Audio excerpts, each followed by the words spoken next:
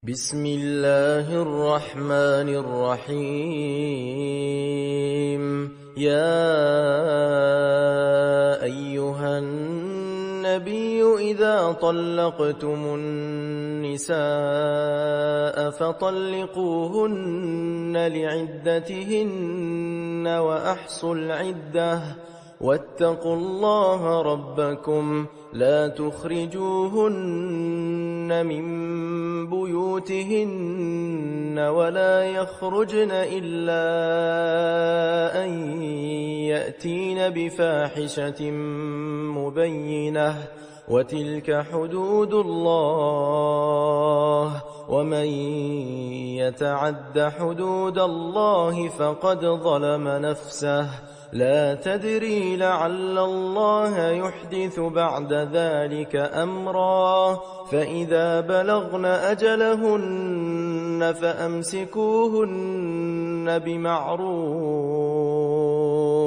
فأمسكوهن بمعروف أو فارقوهن بمعروف وأشهدوا ذوي عدل منكم وأقيموا الشهادة لله ذلكم يوعظ به من كان يؤمن بالله واليوم الآخر ومن يتق الله يجعل له مخرجا ويرزقه من حيث لا يحتسب ومن يتوكل على الله فهو حسبه إن الله بالغ أمره قد جعل الله لكل شيء قدرا واللائي يئسن من المحيض من نسائكم إن ارتبتم فعدتهن 3 أشهر واللائي لم يحضن وأولاة الأحمال أجلهن أن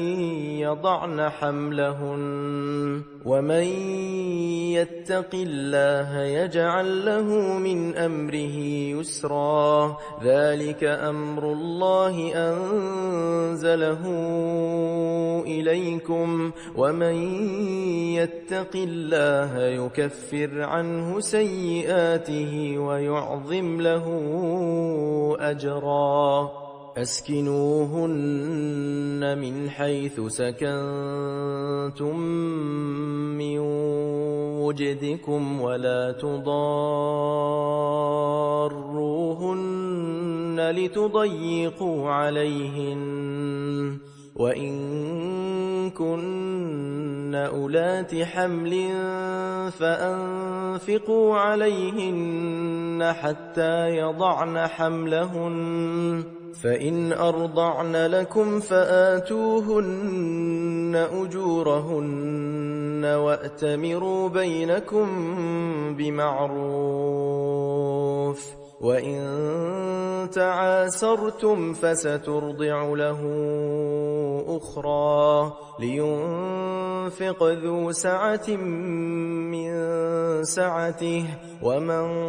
قدر عليه رزقه فلينفق مما آتاه الله لا يكلف الله نفسا إلا ما آتاها سيجعل الله بعد عسر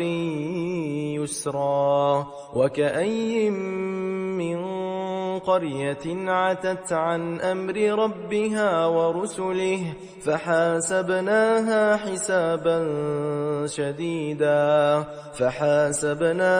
حسابا شديدا وعذبناها عذابا نكرا فذاقت وبال أمرها وكان عاقبة أمرها خسرا أعد الله لهم عذابا شديدا فاتقوا الله يا أولي الألباب الذين آمنوا قد أنزل الله إليكم ذكرا ذكرا رسولا يتلو عليكم آيات الله مبينات ليخرج الذين آمنوا وعملوا الصالحات من الظلمات إلى النور ومن يؤمن بالله ويعمل صالحا يدخله جنات تجري من تحتها الأنهار خالدين فيها أبدا قد أحسن الله له رزقا الله الذي خلق 7 سماوات ومن الأرض مثلهن يتنزل الأمر بينهن لتعلموا أن الله على كل شيء قدير وأن الله قد أحاط بكل شيء علما